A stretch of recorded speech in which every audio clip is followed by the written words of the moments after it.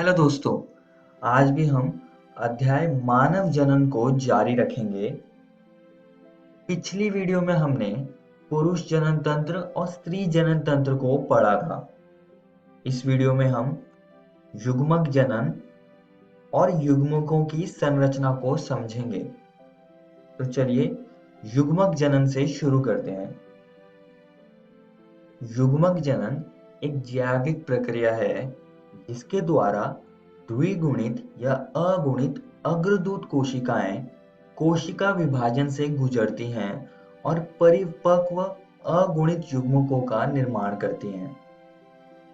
अब दोस्तों, जैसा कि हम मानव जनन के बारे में पढ़ रहे हैं, तो मानवों में नर युग्मक शुक्राणुओं के निर्माण की प्रक्रिया को शुक्र जनन कहते हैं और मादा युग्मक अंडाणु के निर्माण की प्रक्रिया को अंड जनन कहते हैं।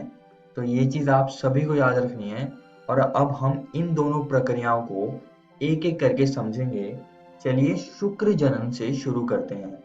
अब दोस्तों, यौवनारंभ के समय जीएनआरएच यानी कि गोनाडोट्रोपिन रिलीजिंग हार्मोन उत्पन्न होने लगता है, जो कि पिट्यूटरी ग्लैंड पर काम करता है, जिससे कि pituitary gland follicle stimulating hormone FSH और ल्यूटिनाइजिंग हार्मोन एलएच को उत्पन्न करने लगते हैं।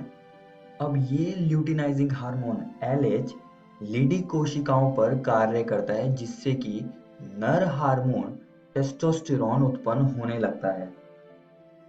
और दोस्तों, एफएसएच यानी कि फॉलिकल स्टिमुलेटिंग हार्मोन सर्टोली कोशिकाओं पर कार्य करता है, जिससे कि एबीपी यानी कि एंड्रोजन बाइंडिंग प्रोटीन उत्पन्न होता है।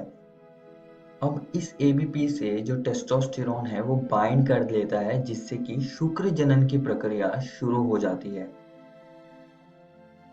अब दोस्तों, टेस्टोस्टेरोन हार्मोन की वजह से जो स्टेम कोशिकाएं होती हैं वो दो तरह के स्पर्मेटोगोनिया सेल्स में डिवाइड हो जाती है, यानी कि विभाजित हो जाती है। टाइप ए कोशिका और टाइप बी कोशिका।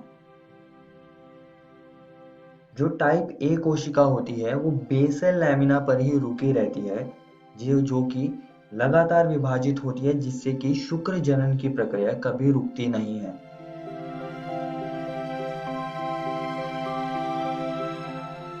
जो टाइप बी कोशिका होगी वो बीच में जाने लगती है ल्यूमन की तरफ और प्राइमरी स्पर्मेटोसाइट यानी कि प्राथमिक शुक्राणु कोशिका में बदल जाती है। इसमें फिर मियोसिस 1 होता है, जिससे कि दो अगुणित कोशिकाएं बनती हैं, जिन्हें हम द्वितीयक शुक्राणु कोशिकाएं यानी कि सेकेंडरी स्पर्मेटोसाइट्स कहते हैं। और बाद में मियोसिस 2 के बाद ये 4 अगुणित कोशिकाएं बनाता है, जिसमें कि स्पर्मियोजेनेसिस की प्रक्रिया से पूंछ आ जाती है और ये पूरी तरह से शुक्राणु में बदल जाते हैं।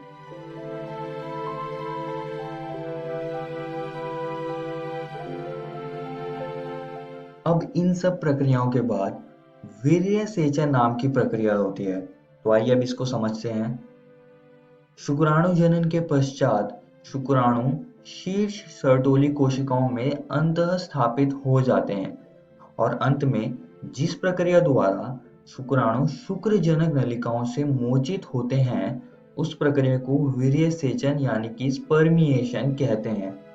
अब दोस्तों, संभोग के दौरान जो नर होता है वो वीर्य को उत्पन्न करता है। वीर्य में सेमिनल प्लाज्मा और शुक्राणु होते हैं। ये चीज आप सभी को याद रखनी है। आइए दोस्तों, अब आगे बढ़ते हैं और शुक्राणु की संरचना को समझते हैं। तो जैसे कि आप ये चित्र देख सकते हैं, यह एक शुक्राणु का है। शुक्राणु के 4 अहम हिस्से होते हैं। पहला शीर्ष, दूसरा ग्रीवा, तीसरा मध्य खंड और एक पूंछ। अब दोस्तों, शुक्राणु का पूरा शरीर प्लाज्मा झिल्ली से ढका होता है। यहाँ पर अग्रपिंडक होता है, जिसमें कि कई सारे एंजाइम्स होते हैं जो कि अंडाणु के निषेचन में मदद करते हैं। और यहाँ पर केंद्रक युक्त गुणसूत्री पदार्थ होते हैं और मध्य खंड में कई सारे माइटोकॉन्ड्रिया होते हैं जो कि पूंछ को गति प्रदान के लिए ऊर्जा उत्पन्न करते हैं। आइए दोस्तों अब आगे बढ़ते हैं और अंड जनन की प्रक्रिया को समझते हैं।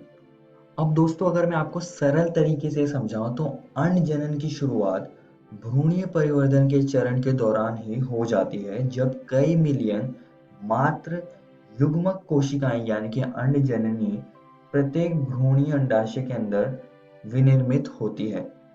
ये अंड जननी प्राथमिक अंडक में बदल जाती है जिसमें कि मियोसिस 1 होता है। मियोसिस 1 के बाद ये द्वितीयक अंडक और प्रथम ध्रुवीय पिंड बनाती है। यहाँ पर प्रथम ध्रुवीय पिंड का विघटन हो जाता है। बाद में मियोसिस 2 होता है जिससे कि अंडाणु और द्वितीय ध्रुवीय पिंड बनता है। यहाँ पर भी द्वितीय ध्रुवीय पिंड का विघटन हो जाता है और अंडाणु केवल बचता है। आइए दोस्तों अब समझते हैं कि अंड जनन में और कौन-कौन सी चीजें होती हैं।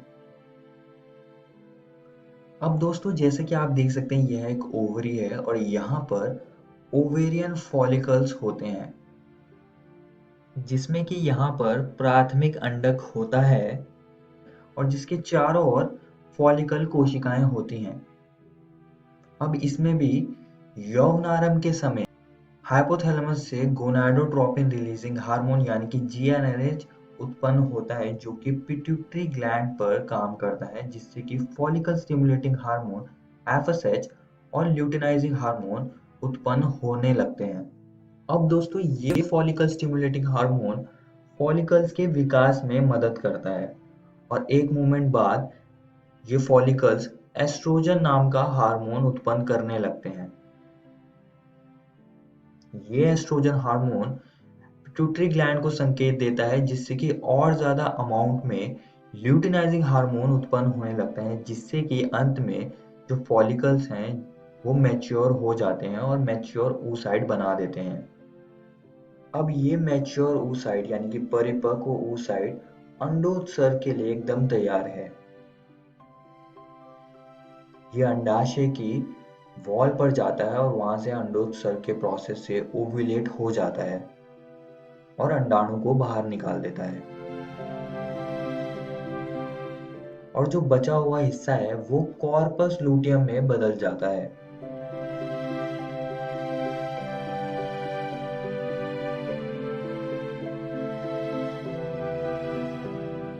ये कॉर्पस लूटियम कुछ चीजें उत्पन्न करता है, जैसे कि प्रोजेस्टेरॉन, एस्ट्रोजन और कुछ इन्हिबिन, जिससे कि एफएसएच एंड एलएच का उत्पादन रुक जाता है। यहाँ पर प्रोजेस्टेरॉन कुछ और काम भी करता है, जैसे कि गर्भाशय की एंडोमेट्रियल लेयर को ये फिर से बनाता है, जिससे कि अगर अंडाणु निषेचित होता है तो वो उसका अंतरोपण कर पाए। आइए दोस्तों अब आगे बढ़ते हैं और अंडाणु की संरचना को समझते हैं। जरा यहाँ पर देखिए अंडाणु कुछ ऐसा दिखता है और यहाँ पर कोरोना रेडिएटा की कोशिकाएं होती हैं। यहाँ पर जोना पेलुसिडा होता है और यहाँ पे परिपीतक अवकाश होता है। आइए अब इनको एक एक करके समझते हैं। सबसे पहले जोना पेलुसिडा। जोना पेलुसिडा एक ग्लाइकोप्रोटीन परत है जो मैमेलियन oocytes के प्लाज्मा झिल्ली के आसपास होती है। यह संरचना शुक्राणुओं के संपर्क में आती है और एक्रोसोम प्रतिक्रिया शुरू करने के लिए आवश्यक है। कोरोना रेडिएटा यह फॉलिक्यूलर कोशिकाओं द्वारा बनता है। कई जानवरों में इसका मुख्य उद्देश्य कोशिका को महत्वपूर्ण प्रोटीन प्रदान करना है। और आखिरी है परिपीतक अवकाश। यह जोना पेलुसिडा और निषेचित अंडाणु या oocytes की कोशिका झिल्ली के बीच का स्थान है। इस वीडियो में हमने शुक्र जनन और अंड जनन के बारे में पढ़ा और साथ ही में हमने इन प्रक्रियाओं से बनने वाले युग्मकों की संरचना को भी समझा। और दोस्तों मैं आप सभी को एक और बात बताना चाहता हूँ कि आज हमने आपकी एनसीईआरटी किताब का ये टॉपिक खत्म कर लिया है। आप इसको जरूर घर से किताब से पढ़कर आइएगा। अगली वीडियो में हम आर्तव चक्र और अंडोत्सर्ग को समझेंगे। धन्यवाद।